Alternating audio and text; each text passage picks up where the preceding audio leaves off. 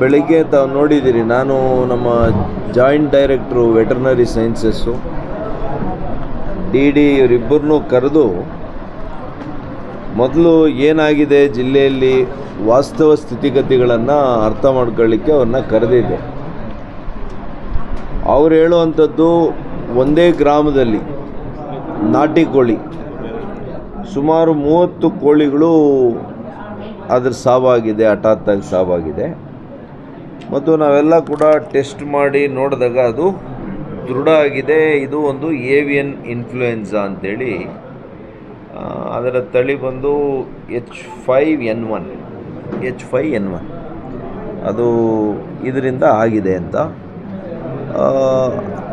ತೆಲಂಗಾಣದಲ್ಲಿ ಹೆಚ್ಚಾಗಿ ಕಾಣಿಸ್ಕೊಂಡಿದೆ ಇದು.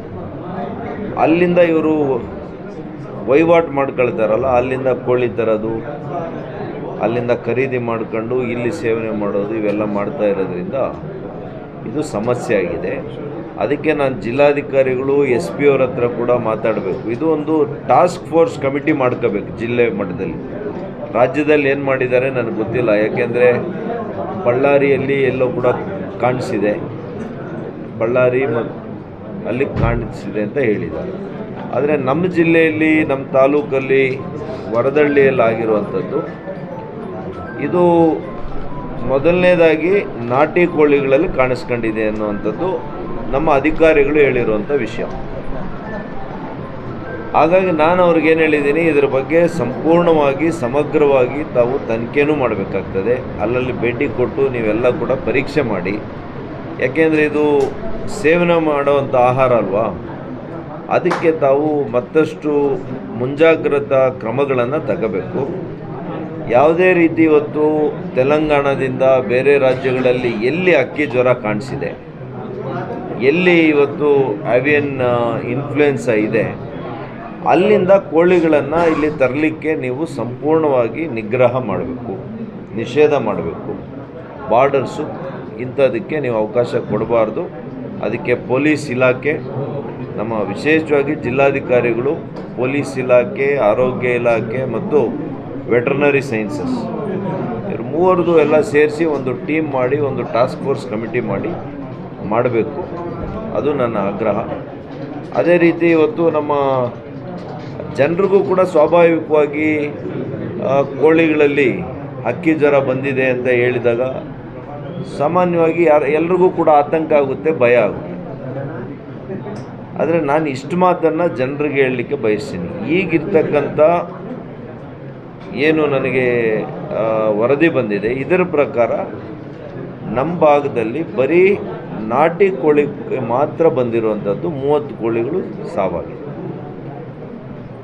ಯಾವುದೇ ಒಂದು ಫಾರ್ಮ್ ಕೋಳಿಗಳೇನಿದೆ ಅಲ್ಲಿ ಎಲ್ಲಿ ಕೂಡ ಕಂಡು ಬಂದಿಲ್ಲ. ಅದರ ಹೊರತಾಗಿಯೂ ಕೂಡ ಒಬ್ಬ ವೈದ್ಯನಾಗಿ ಹೇಳಬೇಕು ಅಂತಂದರೆ, ಈ ಏವಿಯನ್ ಇನ್ಫ್ಲೂಯೆನ್ಸಾ ಅನ್ನುವಂಥದ್ದು ವೈರಾಣುವಿಂದ ಬರುವಂಥದ್ದು. ಯಾವಾಗ ನೀವು ಬೇಯಿಸಿ ತಿಂತಿರಲ್ಲ, 70 ಡಿಗ್ರಿಗಿನ್ನ ಹೆಚ್ಚು ಬೇಯಿಸಿದಾಗ ಖಂಡಿತವಾಗಿಯೂ ಕೂಡ ಅದು ಇರೋದಿಲ್ಲ ಅದರಲ್ಲಿ. ಹಾಗಾಗಿ ಆ ರೀತಿಯಲ್ಲಿ ಆತಂಕ ಪಡುವಂಥದ್ದೇನೂ ಇಲ್ಲ. ಇದು ಭಾಳ ದೊಡ್ಡ ಆತಂಕ ಪಟ್ಟು ಕೋಳಿ ತಿನ್ನೋರು ಕೋಳಿನೇ ತಿನ್ನಬಾರ್ದು ಅನ್ನೋವಂಥ ವಾತಾವರಣ ನಿರ್ಮಾಣ ಆಗಿದೆಯಂತೆ. ಅದು ಅಂಥ ಒಂದು ಆತಂಕ ಏನೂ ಅವಶ್ಯಕತೆ ಇಲ್ಲ. ಆದರೆ ನಮ್ಮ ಅಧಿಕಾರಿಗಳು ಈ ಕೆಲಸ ಮಾಡಬೇಕು. ನಮ್ಮ ಜಿಲ್ಲೆಯಲ್ಲಿ ಇದನ್ನು ಸಂಪೂರ್ಣವಾಗಿ ನಿಗ್ರಹ ಮಾಡಬೇಕು, ಈ ಕಾಯಿಲೆಯನ್ನು ನಿಗ್ರಹ ಮಾಡಬೇಕು ಅಂತೇಳಿ ನಾನು ಆಗ್ರಹಪೂರ್ವಕವಾಗಿ ಸರ್ಕಾರ ಇದ್ರ ಕಡೆ ಗಮನ ಕೊಡಬೇಕಾಗ್ತದೆ, ರಾಜ್ಯ ಸರ್ಕಾರ. ಏಕೆಂದರೆ ಕೋಳಿ ಕೂಡ ಇವತ್ತು ಕೋಳಿ ಸಾಕಾಣಿಕೆ ಕೂಡ ಒಂದು ರೈತರ ಒಂದು ಕೆಲಸ ಆಗಿದೆ, ಅವರ ಒಂದು ಉಪಕಸಬು. ಯಾವ ರೀತಿ ಕುರಿ ಸಾಕಾಣಿಕೆ ಮಾಡ್ತಾರೆ, ಹಸು ಸಾಕಾಣಿಕೆ ಮಾಡ್ತಾರೆ, ಹುಳು ಸಾಕಾಣಿಕೆ ಮಾಡ್ತಾರೆ, ಅದೇ ರೀತಿ ಇವತ್ತು ಕೋಳಿ ಸಾಕಾಣಿಕೆ ಕೂಡ ಒಂದು ಸಣ್ಣ ಒಂದು ಉಪಕಸಬಾಗಿದೆ.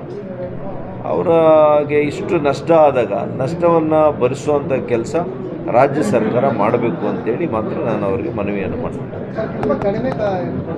ಕೊಡ್ತಾ ಇರೋದು ಸಾಕಾಗಲ್ಲ. 90 ರೂಪಾಯಿಗೆ ಒಂದು ಕೋಳಿ ಅಂದರೆ ಇವತ್ತು ಕೋಳಿ 500 ರೂಪಾಯಿ ಕಡಿಮೆ ಸಿಗೋದಿಲ್ಲ. ನಾಟಿ ಕೋಳಿ 400-500 ರೂಪಾಯಿ ಇಲ್ದಿರ ಕೋಳಿ ಸಿಕ್ಕಲ್ಲ, ಅದು ವೆಯ್ಟ್ ಮೇಲೆ ಹೋಗುತ್ತೆ. ಹಾಗಾಗಿ ಖಂಡಿತ ಅವರಿಗೆ ನಷ್ಟ ಆಗದಿರ ಇರುವಂಥ ರೀತಿಯಲ್ಲಿ ಈ ಬೆಲೆ ಏನು 90 ರೂಪಾಯಿ ಕೊಡಬೇಕು ಅಂತ ನೀವು ಪ್ರಾರಂಭ ಮಾಡಿದಿರಿ, ಕನಿಷ್ಠ ಒಂದು 300 ರೂಪಾಯಿ 400 ರೂಪಾಯಿ ಆದರೂ ಕೊಡಬೇಕು ಅಂತೇಳಿ ನಾನು ರಾಜ್ಯ ಸರ್ಕಾರಕ್ಕೆ ಆಗ್ರಹವನ್ನು ಮಾಡ್ತೀನಿ. ನಾವು ಇವಾಗ ಸರ್ಕಾರಿ ಕಾರ್ಯಕ್ರಮಗಳಲ್ಲೋ ಅಥವಾ ರಿಲಿಜಿಯಸ್ ಕಾರ್ಯಕ್ರಮಗಳಲ್ಲೋ ಇವತ್ತು ನಾನು ಒಂದು ಪ್ರಿನ್ಸಿಪಲ್ ಡಿಸಿಷನ್ ತಗೊಂಡಿದ್ದೆ. ಆದರೂ ಮೊನ್ನೆ ಎಚ್ ನರಸಿಂಹಯ್ಯನವರ ಒಂದು ರಾಜಕೀಯೇತರವಾಗಿರ್ತಕ್ಕಂಥ ವೇದಿಕೆಯಲ್ಲಿ ಎಲ್ಲ ಪಕ್ಷಗಳವರು ನಾವು ಹಂಚ್ಕೋಬೇಕಾಗ್ತದೆ.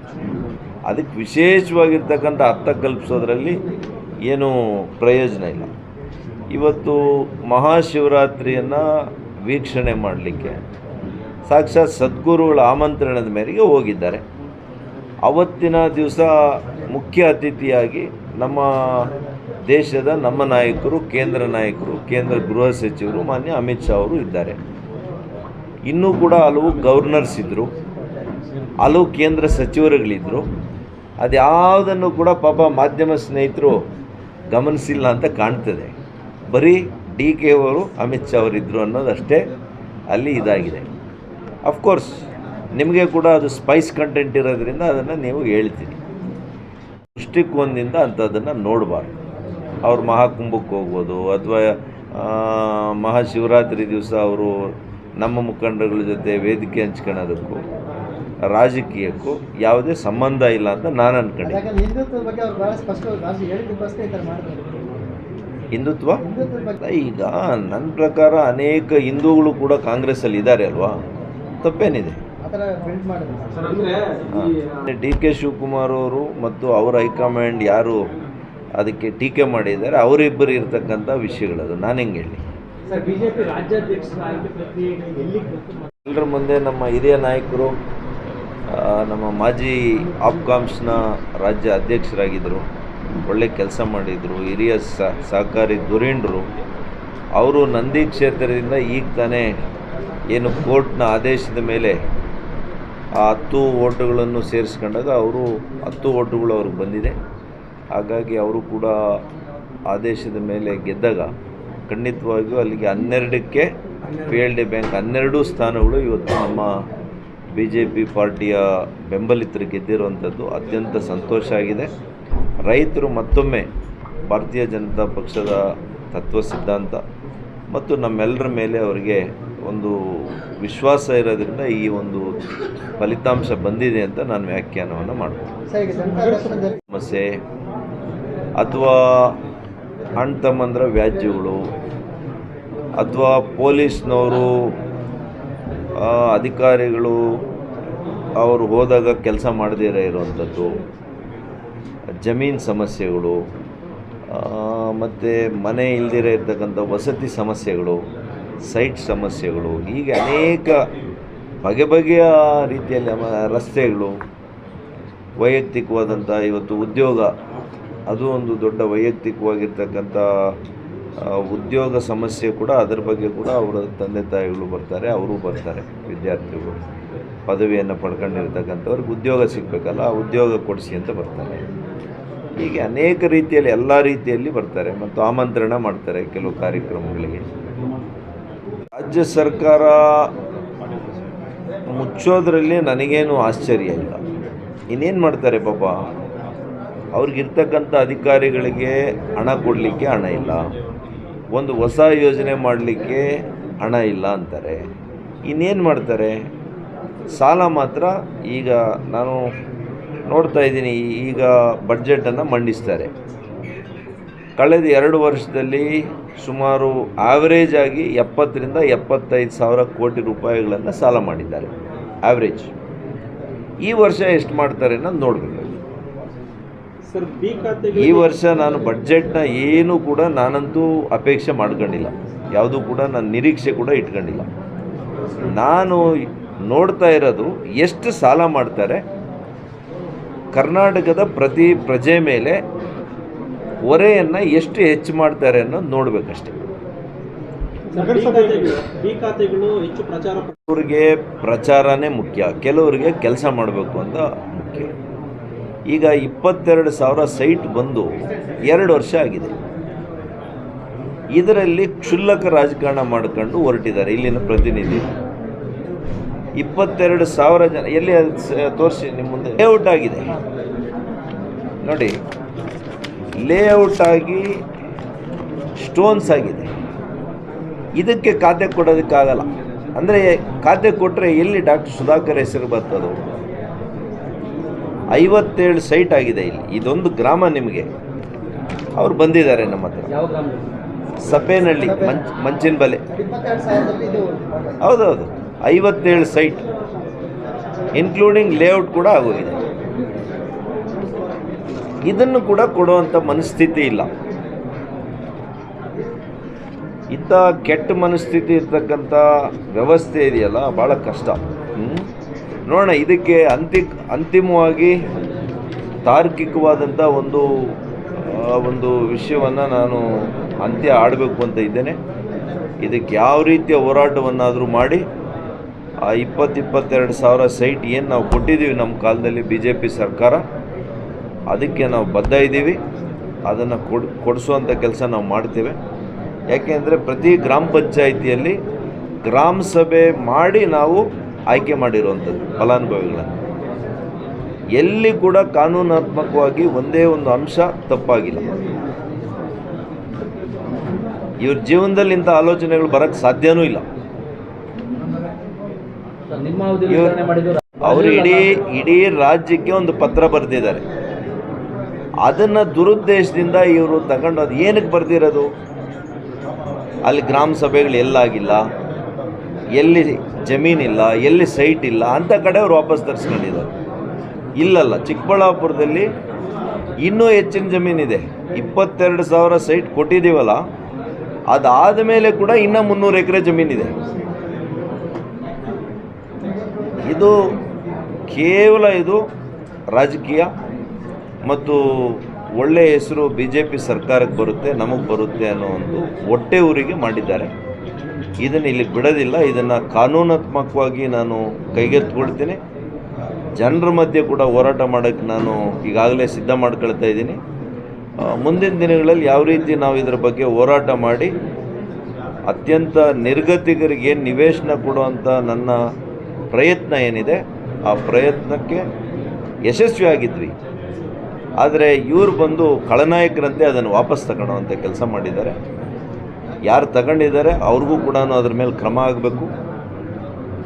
ಇದನ್ನು ತಾರ್ಕಿಕವಾದಂಥ ಅಂತ್ಯವನ್ನು ನಾನು ಆಡ್ತೇನೆ. ಅಷ್ಟು ಸುಲಭವಾಗಿ ಬಿಡೋದಿಲ್ಲ. ಅದಕ್ಕೆ ಯಾವ ರೀತಿ ಹೋರಾಟದ ರೂಪುರೇಷೆಗಳನ್ನು ನಿಮಗೆ ಮುಂದೆ ತಿಳಿಸ್ತೀನಿ. ನಾವಿದ್ದಾಗ 5,000 ಒಂದು ಸೈಟಿಗೆ, ಗ್ರಾಮೀಣ ಪ್ರದೇಶದಲ್ಲಿ 3,000, ನಗರ ಪ್ರದೇಶಕ್ಕೆ 5,000. ಸರಿಯಾಗಿ ತಿಳ್ಕೊಳ್ಳಿ, ನೀವು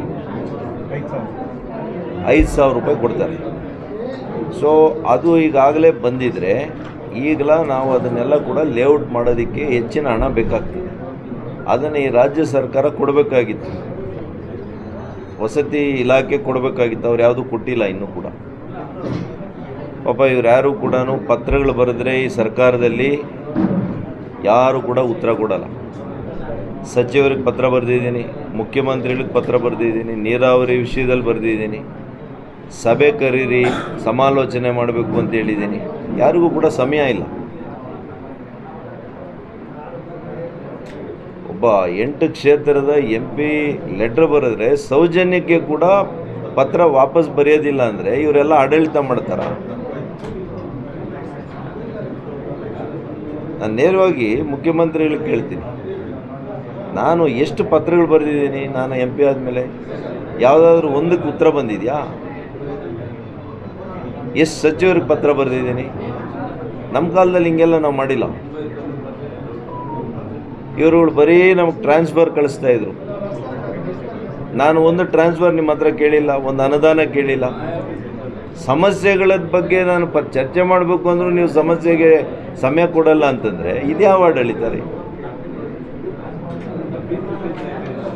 ಸರ್ಕಾರದ ಹತ್ರ ಇಟ್ಕೊಂಡಿಲ್ಲ. ಏಕೆ ಅಂದರೆ ಕರ್ನಾಟಕ ರಾಜ್ಯವನ್ನು ಹಾಳು ಮಾಡುವಂಥ ಕೆಲಸ ಮಾಡಿಬಿಟ್ಟಿದ್ದಾರೆ ಭಾಳಷ್ಟು.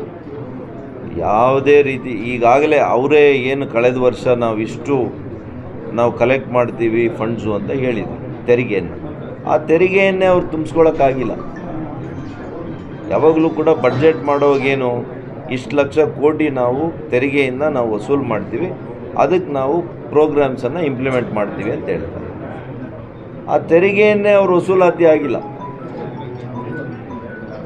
ಸೊ ಹಾಗಾಗಿ ಅಲ್ಲಿ ಕೂಡ ಕಟ್ಟಾಗಿದೆ, ಡೆವಲಪ್ಮೆಂಟ್ ಕಟ್ಟಾಗಿದೆ.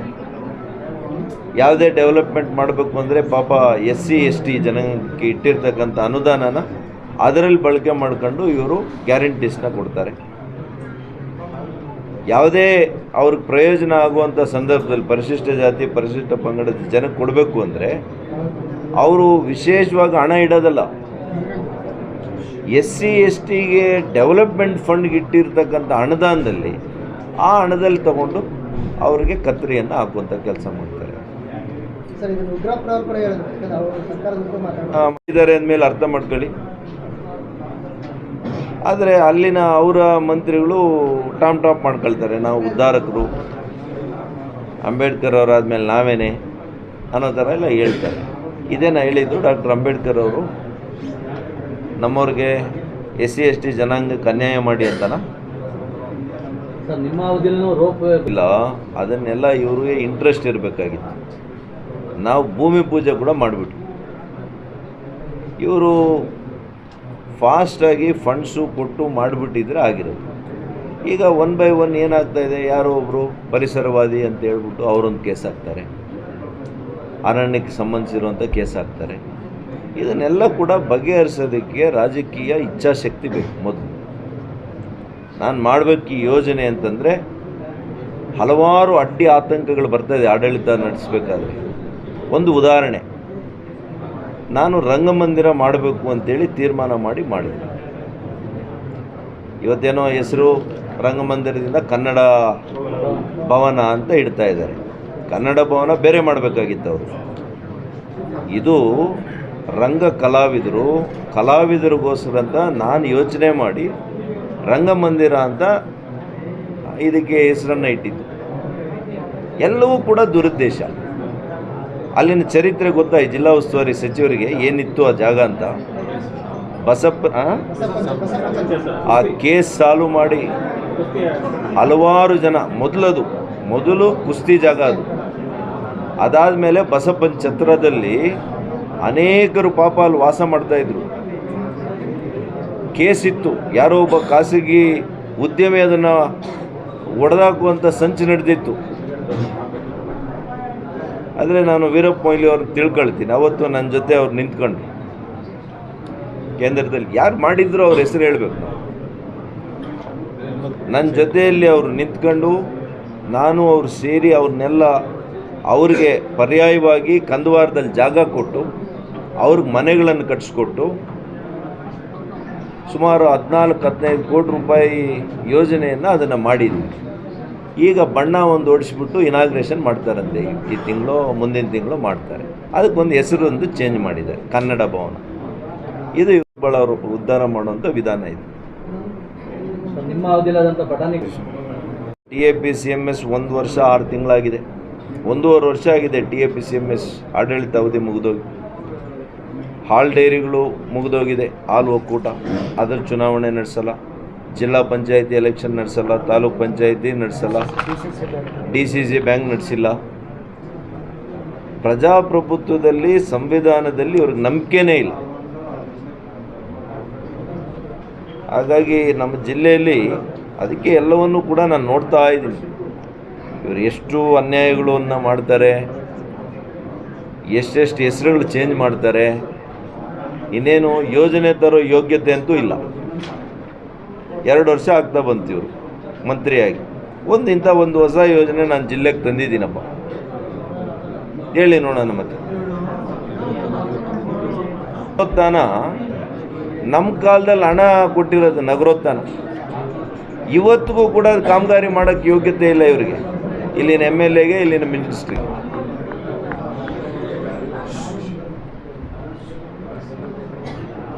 ನಗರೋತ್ಥಾನ ಯಾರು ನಗರೋತ್ಥಾನ ಮಾಡಿದ್ಯಾರು? ಹಣ ಬಿಡುಗಡೆ ಮಾಡಿದ್ದಿದ್ಯಾರು?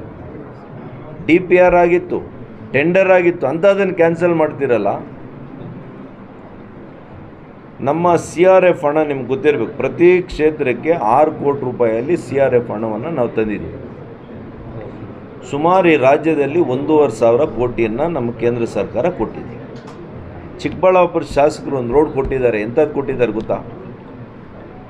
ಈ ಥರ ಇದೆ ರೋಡು. ಅದರ ಮೇಲೆ ಟಾರ್ ಹಾಕೋದಂತೆ. ಯಾರಿಗೆ ಲಾಭ ಇದು?